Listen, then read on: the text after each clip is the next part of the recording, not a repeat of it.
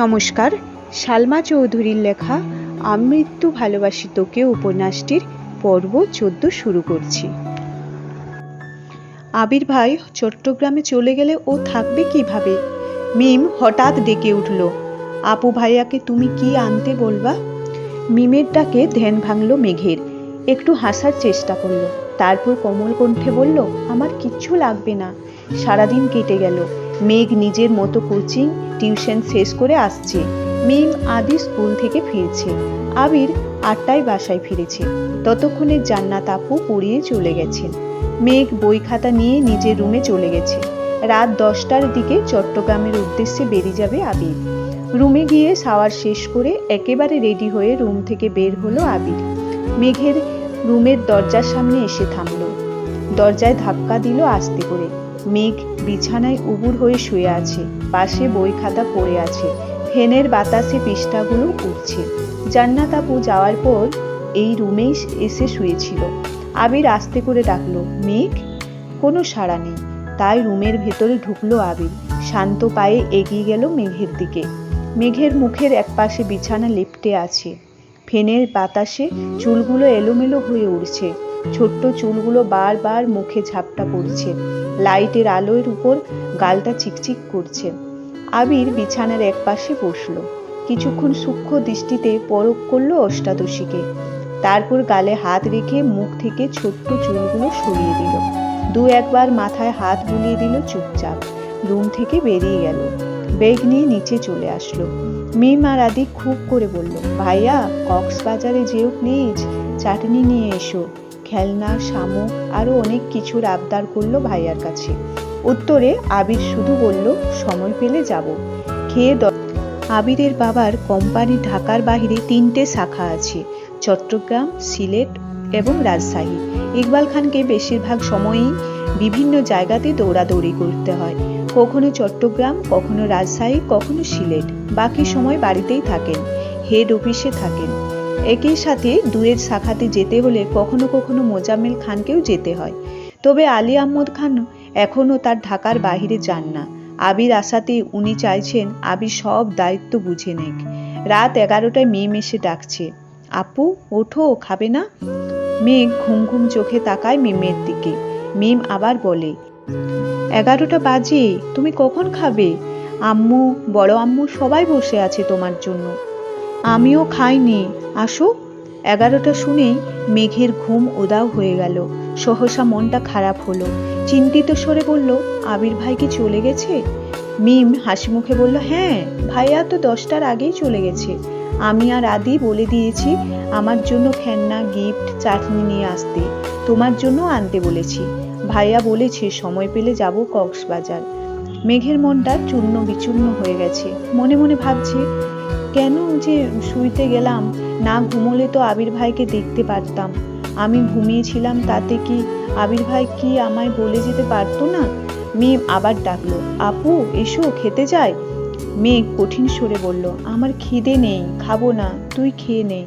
ওদের বল খেয়ে নিতে, আমি ঘুমোবো। আর লাইটটা অফ করে দিয়ে যা। মিম মন খারাপ করে চুপচাপ লাইট অফ করে চলে গেল।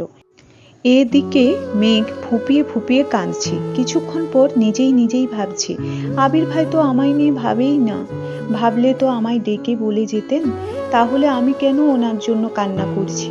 আর কাঁদবো না আমি। কিছুক্ষণ পর থামলো। খুব খিদে পাচ্ছে, কিন্তু সে খাবে না। বড্ড অভিমান জমেছে বুকে। এইভাবে ঘুমিয়ে পড়লো আবার। ভোরবেলা উঠলো না মেঘ। 8টার উপরে বাজে, খাবার টেবিলে আসেনি। বাধ্য হয়ে মোজাম্মেল খান নিচে গেলেন মেয়েকে ডাকতে। মেঘ তখনও ঘুমোচ্ছে। আব্বুর ডাকে ঘুম ভাঙল মেঘের। 10 মিনিটের মধ্যে ফ্রেশ হয়ে নিচে আসলো। খাবার টেবিলে আবির ভাই নেই দেখে মনটা খারাপ হলো। কাকামুনিও সকাল সকাল সিলেটের উদ্দেশ্যে রওনা দিয়েছেন। চুপচাপ খেতে বসলো মেঘ, কিন্তু গলা দিয়ে খাবার নামছে না। কোনো রকমে অল্প কিছু খেয়ে উঠে পড়ল। রুমে গিয়ে পড়ার চেষ্টা করলো, কিন্তু পড়া মাথায় ঢুকছে না। মাথায় শুধু আবির ভাই ঘুরছে। আবির ভাই কেন বলে গেল না? এখন আবির ভাই কোথায় আছেন, খেয়েছেন কিনা, এইসব চিন্তায় ব্যস্ত হলো। একটু পর পর ডাটা অন করে ফেসবুকে ঢুকছে, কিন্তু আবির ভাই নেটে নাই, কোনো আপডেটও নেই। 10 মিনিট পর পর মেঘ ফেসবুক চেক করছে, কিন্তু তাতেও কোনো লাভ হচ্ছে না। সারাদিন গেল, এই পড়তে বসেছে, এই আবার ফোন চেক করছে। বিকেল নাগাদ কোনো খবর না পাওয়ায় মন খারাপ করে ঘুমিয়ে পড়ল। আবির চট্টগ্রামে এসে অফিসের কাজে ব্যস্ত হয়ে পড়েছে। বাসা থেকে আবিরের আম্মু কল দিয়ে খোঁজ নিয়েছে ছেলের। এছাড়া মোজাম্মেল খানও কাজের জন্য কয়েকবার কল দিয়েছিল আবিরকে। দেখতে দেখতে 3 দিন হয়ে গেল আবির চট্টগ্রামে আসা।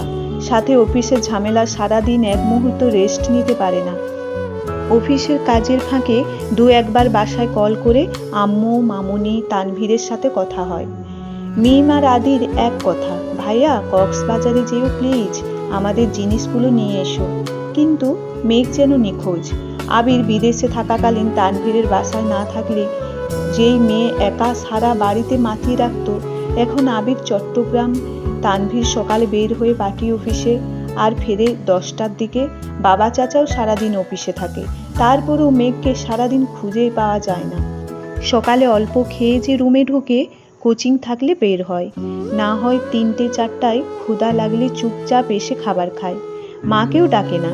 জান্নাত আপু এসে পড়িয়ে গেলে মেঘ অল্প খেয়ে আবার রুমে চলে যায়। মনমরা হয়ে থাকে সব সময়। আবিরের অফিসের ঝামেলা মোটামুটি মিটেছে।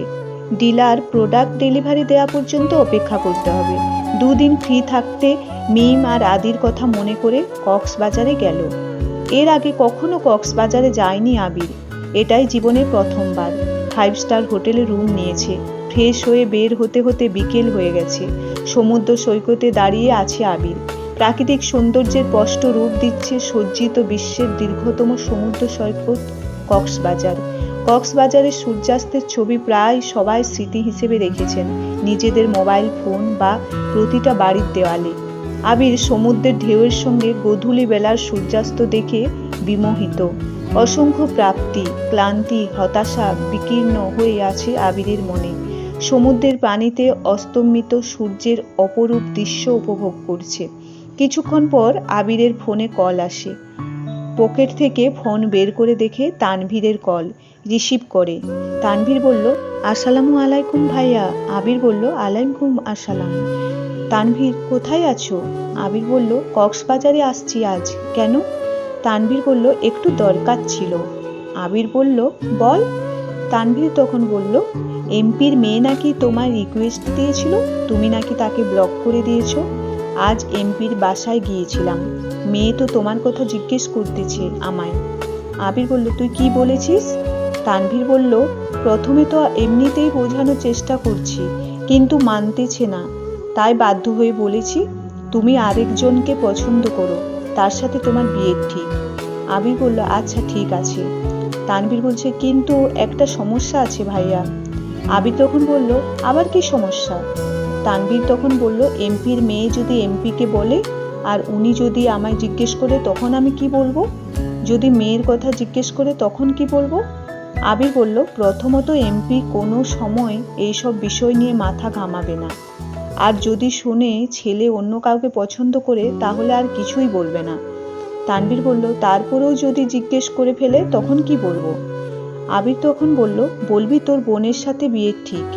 তানভীর বলল, তারপর? আবির বলল, তারপর আবার কি, বাকিটা আমি সামলে নেব।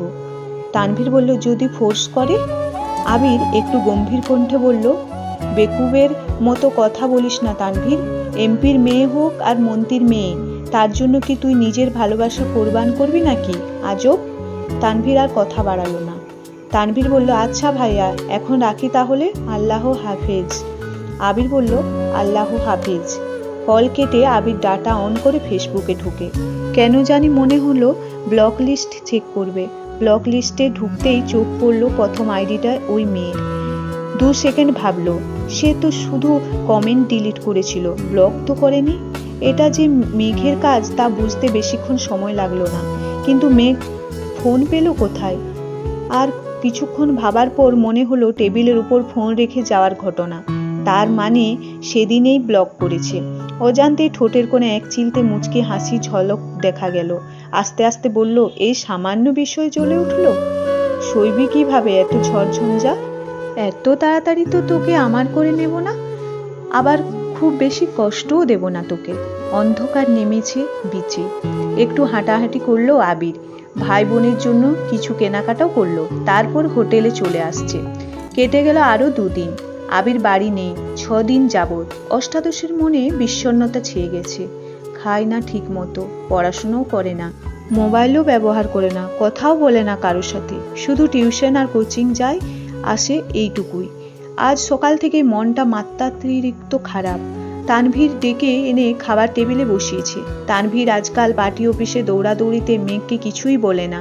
মেঘকে এখন আর আগের মতো বকে না। মেঘ যেমন পাল্টে গেছে, তেমনি তানভীরও পাল্টে গেছে। মেঘ খাবার টেবিলে বসে কোনো কথা না বলেই অল্প খাবার খেলো। তানভীর মোজাম্মেল খানকে প্রশ্ন করল, আব্বু ভাইয়া কবে ফিরবে? মোজাম্মেল খান যথারীতি জবাব দিলেন, কাজ শেষ হলে ফিরবে। কাজ এখনো শেষ হয়নি। মেঘের হৃদয়ে রক্তক্ষরণ হচ্ছে। কয়েকটা দিনেই আবির ভাইয়াকে শূন্যতা করে ভোগাচ্ছে অষ্টাদশীকে। টিউশন শেষ করে কোচিংয়ে গেল 2 বান্ধবী একসাথে। বন্যা বারবার জিজ্ঞেস করছে, কি হয়েছে তোর? মেঘ শুধু মাথা নাড়ছে, একটা কথাও বলছে না। একটা ক্লাস শেষ হয়েছে। স্যার বেরিয়ে যাওয়া মাত্রই উল্টে কান্না শুরু করলো মেঘ। প্রথম দিকে ফুপিয়ে ফুপিয়ে কাঁদলেও নিজেকে বেশিক্ষণ কন্ট্রোল রাখতে পারল না। কান্নার মাত্রা বেড়ে গেছে, শ্বাস নিতে পারছে না। মেঘের এই অবস্থা দেখে আঁতকে উঠল বন্যা। মেঘকে নিয়ে ওয়েটিং রুমে চলে যায়।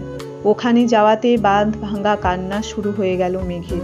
বন্যা কোনোভাবে শান্ত করতে পারছে না। 10-15 মিনিট স্থির হয় এই কান্না, তারপর কিছুটা থেমেছে। এখন জোরে জোরে শ্বাস ছাড়ছে। একটু কাঁদলেই মেঘের শ্বাসকষ্ট শুরু হয়। বন্যা মাথায় হাত বুলাতে বুলাতে শান্ত কণ্ঠে বলল, কি হয়েছে তোর? এইভাবে কান্না করছিস কেন?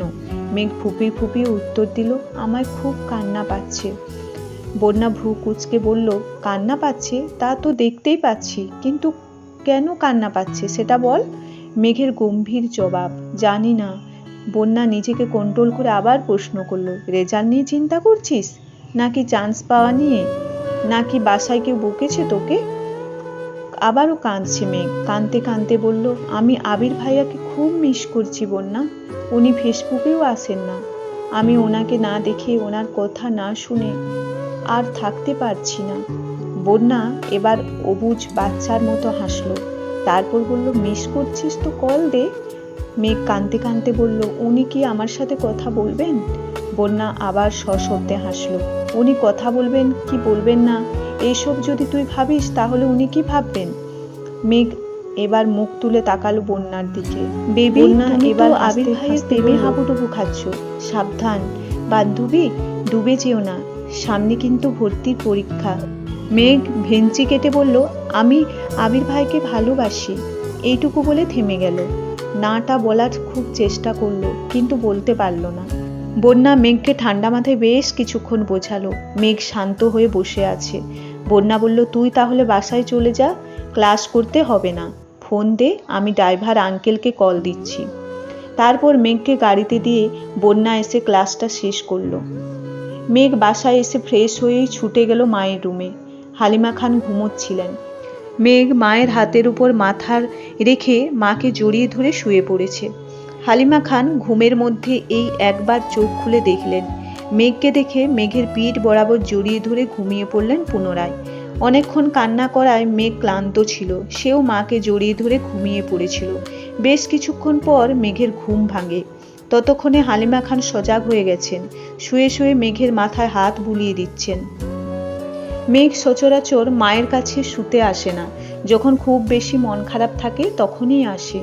মেঘের ঘুম ভাঙলেই হালিমা খান বললেন, তোর কি শরীর খারাপ মা? মেঘ মাথা নেড়ে না করল। হালিমা খান পুনরায় বললেন, রেজাল্ট নিয়ে চিন্তা করছিস? মেঘ আবারও মাথা নেড়ে না করল। মেঘ এবার মাকে শক্ত করে জড়িয়ে ধরে বলল, আম্মু, আবির ভাই কবে আসবে? মেঘের প্রশ্নে হালিমা খান মুচকি হাসলেন আর বললেন, কেন ভাইয়ের জন্য পেট পুড়ছে? মেঘ মনে মনে বলল, পেটের সাথে মনটাও পুড়েছে আম্মু। মেঘকে নীরব দেখে হালিমা খান বললেন, দুপুরে তো কথা হলো, বলল আরো 2-4 দিন লাগতে পারে। কথা হয়েছে শুনে সহসা মেঘের মনটা খারাপ হলো। নিজেকে সামলে বলল, আম্মু, আবির ভাইকে কল দাও না প্লিজ। হালিমা খান বলল, বিকেলে তো কথা হলো, এখন আবার কল দিয়ে কি করব? ছেলেটা মনে হয় ব্যস্ত আছে। মেঘ বলল, আম্মু প্লিজ দাও না। হালিমা খান নিজের ফোন হাতে নিয়ে কল দিল আবিরকে। লাউড স্পিকারে দিয়েছেন। কয়েকবার রিং হতেই রিসিভ হলো। আবির বলল, আসসালামু আলাইকুম মামুনি। আবির ভাইয়ার কণ্ঠ শুনে মেঘের বক্ষ স্পন্দন জোরালো হলো। হালিমা খান বলল, আলাইকুম আসসালাম। ব্যস্ত আছিস বাবা? আবির বলল, হ্যাঁ কিছুটা। কেন? হালিমা খান বলল, মেঘ একটু কথা বলবে তোর সাথে। আবির বলল, ঠিক আছে দাও। হালিমা খান মেঘের দিকে ফোনটা এগিয়ে দিলেন। মেঘ কাঁপা কাঁপা হাতে ফোন নিল।